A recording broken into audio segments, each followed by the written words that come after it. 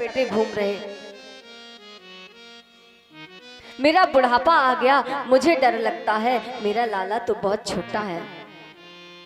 भोले बाबा ने बहुत प्रयास किया तो मैया कहने लगी कि आपको जो चाहिए हो आप बता दो, आपको राशन पानी चाहिए हो दे देंगे, आपको सोने के सिक्के चाहिए हो हम दे देंगे, जो कहोगे दे देंगे, जैसे कहो वैसे स्वागत करेंगे, लेकिन लाला का दर्शन नहीं करवाएंगे।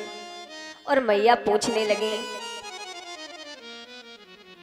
क्या खिलाया जाए और क्या पिलाया जाए, बोल भोलेनाथ तुम्हें क्या भोग लगाया जाए, बोल भोलेनाथ तुम्हें क्या भोग लगाया जाए। ओ बोल भोलेनाथ तुझे क्या भोग लगाया जाए, बोल भोलेनाथ तुझे क्या भोग लगाया जाए। कैसे रिझाया जाए तुम्हें कैसे मनाया जाए, बोल भोलेनाथ तुम्हें क्या भोग लगाया जाए।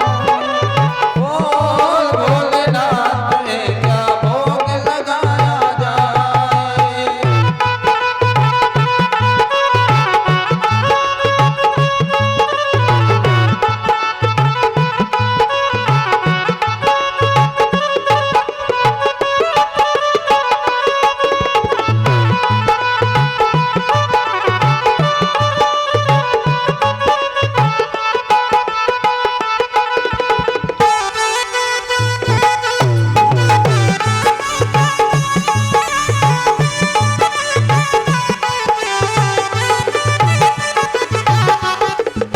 और मैया पूछने लगी आप खुश हो जाए मैं वही मंगवा दूं, अकधतूरे की बूटी बोलो पिसवा दूं।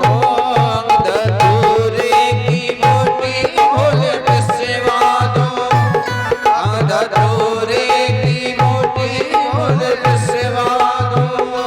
बोलो भोले जी बोलो जरा अखियां तो खोलो, बोलो भोले जी बोलो जरा अखियां तो खोलो। बोलो भोले जी बोलो भांग घुटवा दो, इसमें से डाली जाए बादाम मिलाया जाए, बोल भोलेनाथ तुम्हें क्या भोग लगाया जाए। ओ बोल भोलेनाथ तुम्हें क्या भोग लगाया जाए, बोल भोलेनाथ तुम्हें क्या भोग लगाया जाए।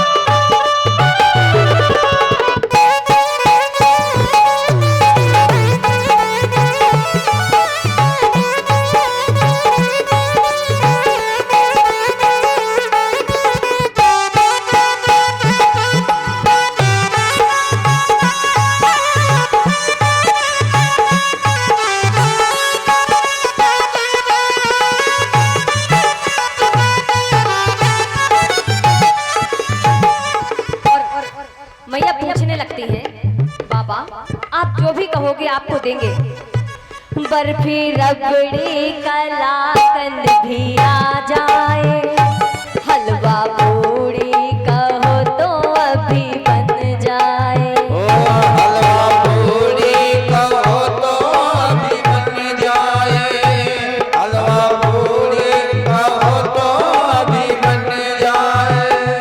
खीर चूरमे के साथ बोलो हे भोलेनाथ,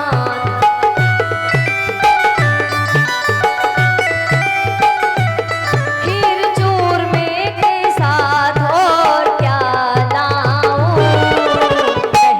लगाया जाए, रायता बनवाया जाए। बोल भोलेनाथ तुम्हें क्या भोग लगाया जाए। ओ बोल भोलेनाथ तुम्हें क्या भोग लगाया जाए।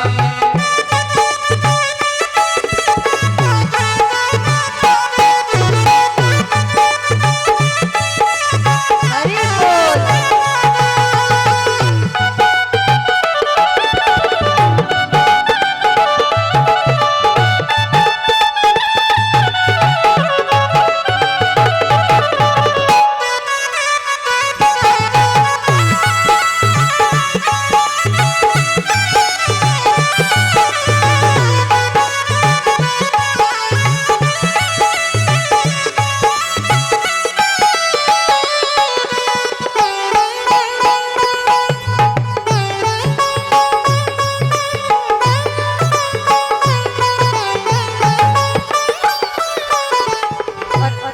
अब मैया पूछते हैं कि बाबा आपको जो फल पसंद हो आप मुझे वो बताएं। आपको दूध दही ज्यादा पसंद है, आप बताओ तो सही। पूछती हैं आम अमरूद खाओ बाबा, खरबूजा सेब संतरा अनार ले लो तरबूजा। ओ सेब संतरा अनार ले लो तरबूजा। सेब संतरा अनार ले लो तरबूजा। काले अंगूर प्यारे संग में आलू बुखारे। काले अंगूर प्यारे संग में आलू बुखारे। काले अंगूर प्यारे पियो रूह अफ़ज़ा। दूध चढ़ाया जाए जो तेरे मन को भाए। बोल भोलेनाथ तुम्हें क्या भोग लगाया जाए। ओ बोल भोलेनाथ तुम्हें क्या भोग लगाया जाए। बोल भोलेनाथ तुम्हें क्या भोग लगाया जाए। बोल भोलेनाथ तुम्हें क्या भोग लगाया जाए। बोलिए राधा माधव सरकार की। जय हो जय हो। जब इतनी विनती करने के बाद भी यशोदा मैया ने दर्शन नहीं करवाए तो भोले बाबा कहने लगे मैया अभी सोच लो, अगर हम एक बार चले गए ना तो लौट के नहीं आएंगे। मैया बोली ठीक है हमने सोच लिया। बाबा जाने लगे फिर मुड़ के आए, मैया सोच लो। मैया बोली बाबा मैंने सोच लिया। बाबा जा रहे हैं, आगे जा रहे हैं, लेकिन पीछे पलट पलट के देखते जा रहे हैं कि शायद अभी आवाज लगाएं। और जैसे ही भोले बाबा वहां से गए तो मेरे गोपाल ने जोर जोर से रोना शुरू कर दिया। अब तो मैया परेशान, बहुत प्रयास किया लेकिन कन्हैया चुप नहीं हो रहे। तभी एक गोपी आई, कहने लगी मैया आज लाला बहुत रो रहे हैं। मैया बोली हाँ। तो गोपी कहने लगी कि क्या कारण है। बोली पता नहीं, कोई आया था क्या। मैया बोली वैसे तो कोई नहीं आया। मैया अच्छे से याद करो कोई आया था क्या। हाँ एक सांपन बारो बाबा जरूर आओ तो। मोए तो ऐसा लगे कि वाई की नजर लग गई। गोपी बोली मैं जाके देख के आती हूँ, अभी ज्यादा दूरी पर नहीं गए होंगे। गोपी दौड़ी दौड़ी गई भोले बाबा के पास। भोले बाबा गांव के बाहर एक वृक्ष के नीचे ध्यान लगाए बैठे थे। तो गोपी कहने लगी अरे बाबा जी चलो तुम्हें नंदरानी ने बुलाया है। तो भोले बाबा कहने लगे ना हम नहीं जाएंगे। अरे बाबा चलो। तो भोले बाबा कहने लगे कि जाके पहले नंदरानी से पूछ के आओ कि अपने कन्हैया का दर्शन करवाएंगी कि नहीं। बेचारी गोपी फिर दौड़ी दौड़ी आई। नंदरानी ने कह दिया कि हाँ ठीक है तुम बुला लाओ। फिर भागी भागी गई। अरे बाबा नंदरानी ने कहा है कि हाँ आपको दर्शन करवाएंगे। भोले बाबा आए। अब मैया ने क्या किया कि कन्हैया को गोदी में लेके दूर खड़ी हो गई।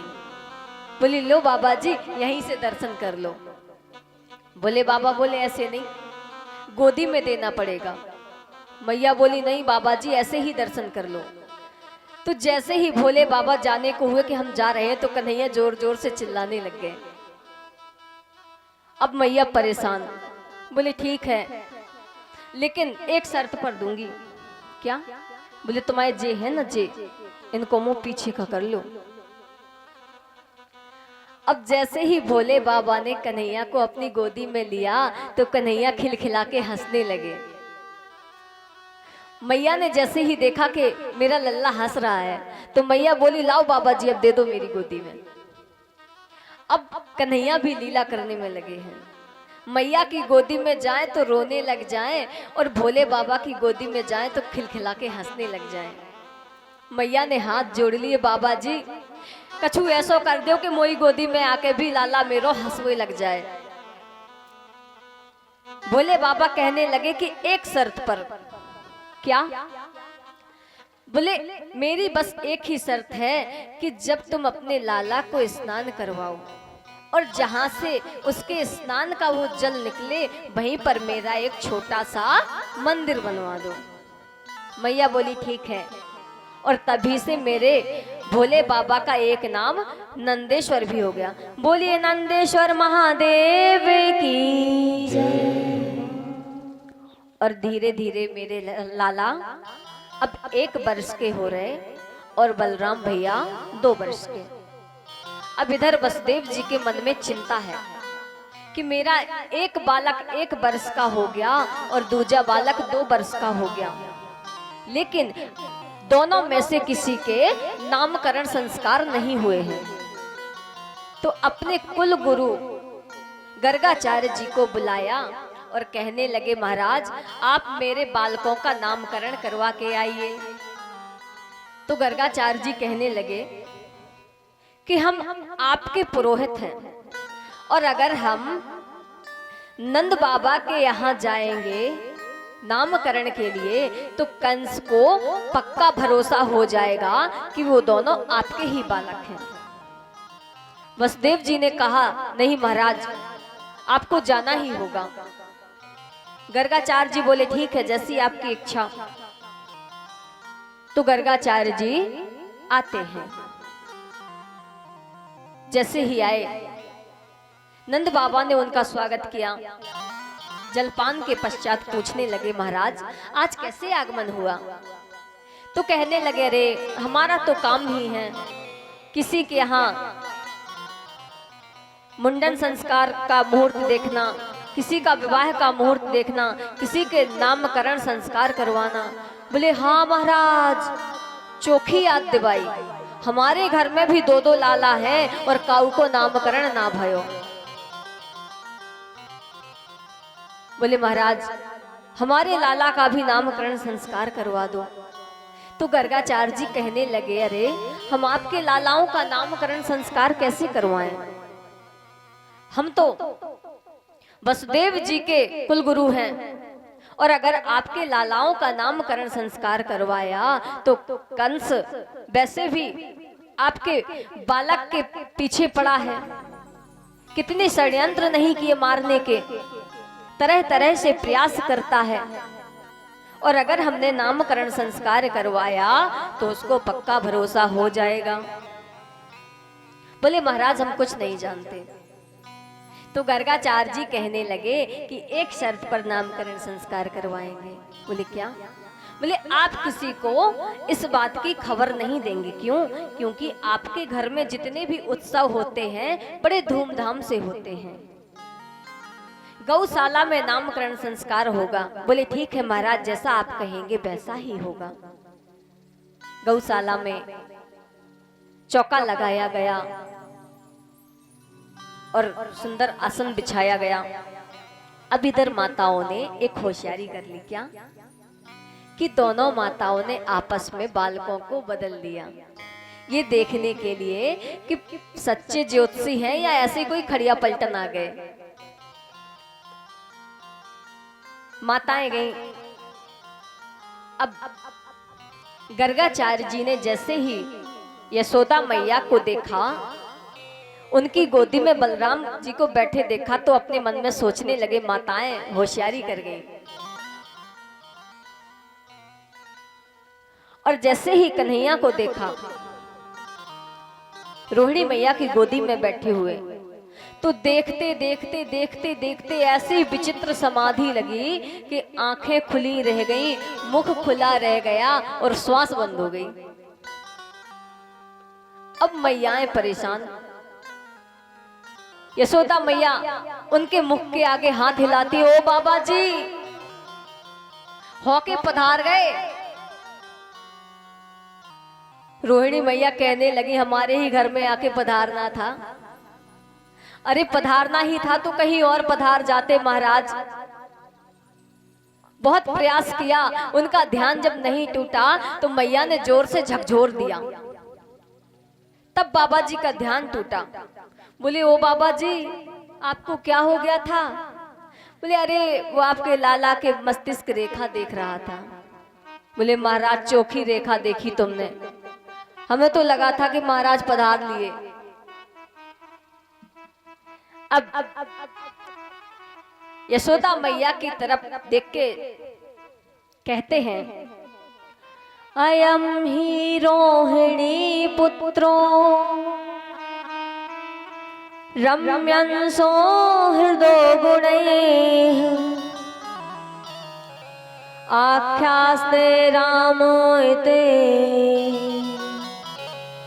बलाधिक्याद बलम विदुः।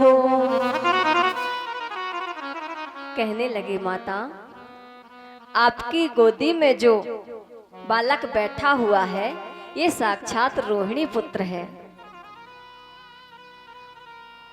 ये तुम्हारा पुत्र नहीं है बल्कि रोहिणी का पुत्र है।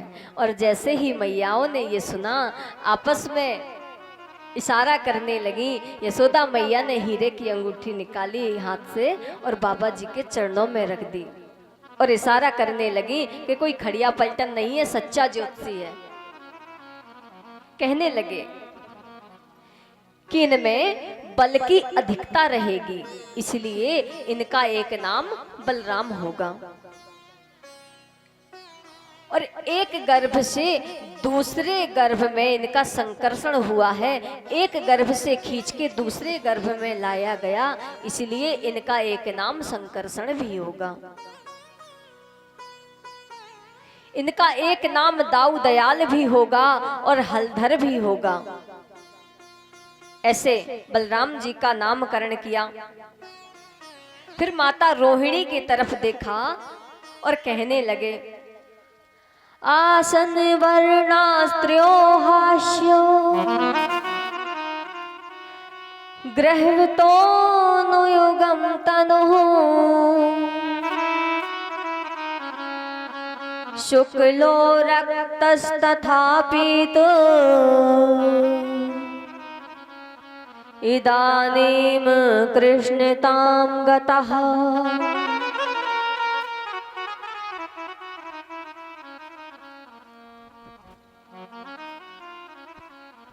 कहने लगी कि मैया इनका पहले शुक्ल वर्ण था, फिर इनका रक्त वर्ण हुआ, फिर उसके बाद इनका पीत वर्ण हुआ और अब इनका कृष्ण वर्ण है, इसलिए इनका नाम कृष्ण रखता हूं। ये थोड़ा सांवला है ना, लेकिन मैया ये सांवला नहीं है, ये तो जग का उजाला है। ये कभी वसुदेव जी के पुत्र भी रह चुके हैं, इसलिए इनका एक नाम वासुदेव भी होगा। गर्गाचार्य जी ने ये नहीं बताया कि ये वसुदेव जी के ही पुत्र हैं, बल्कि ये कहा कि ये कभी उनके पुत्र रह चुके हैं। इनका एक नाम मधुसूदन होगा, मुरलीधर होगा, गोविंद होगा।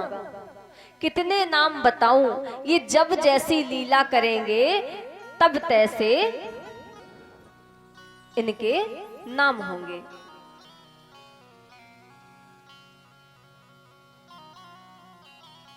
इनकी लीलाओं के अनुसार इनके नाम होंगे।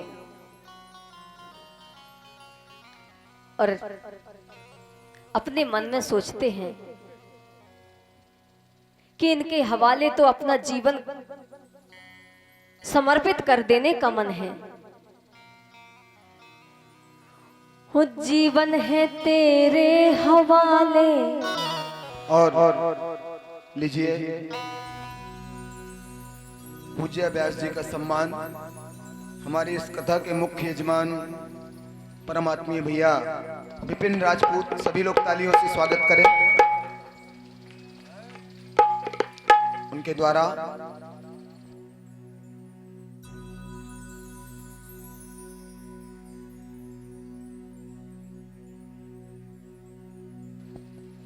और उन्हीं के बड़े भैया श्री जयेंद्र राजपूत एवं उनकी धर्मानुरागी पत्नी श्रीमती ममता राजपूत, सभी लोग तालियों से स्वागत करेंगे।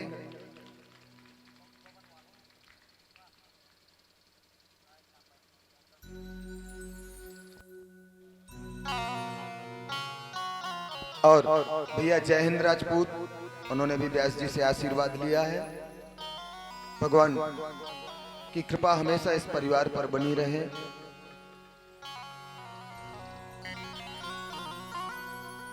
श्री राधे।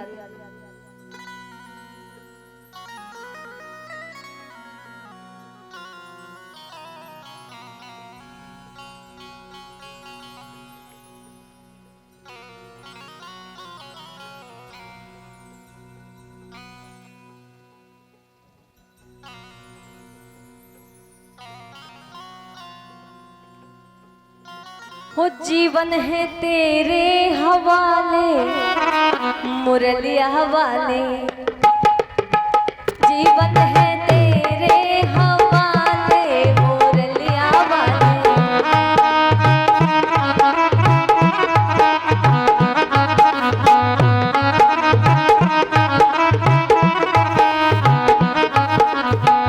बाके मुरलिया वाले, प्यारे मुरलिया वाले। बाके मुरलिया वाले, प्यारे मुरलिया वाले। बाके मुरलिया वाले, प्यारे मुरलिया वाले।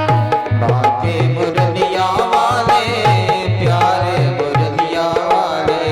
जीवन है तेरे हवाले, मुरलिया वाले। जीवन है तेरे हवाले, मुरलिया वाले।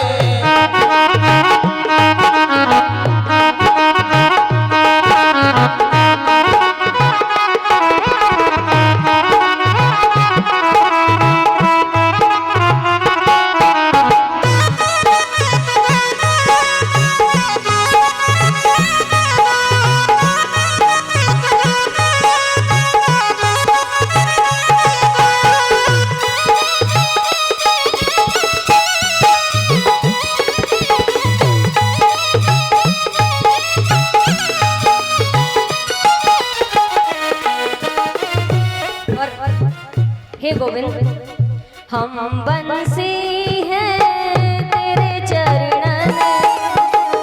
हम बंसी हैं तेरे अधरन की। हम बंसी हैं तेरे अधर की। और चाहे तू जैसे बजा ले, मुरलिया वाले। जीवन है तेरे हवाले, मुरलिया वाले। जीवन है तेरे हवाले, मुरलिया वाले।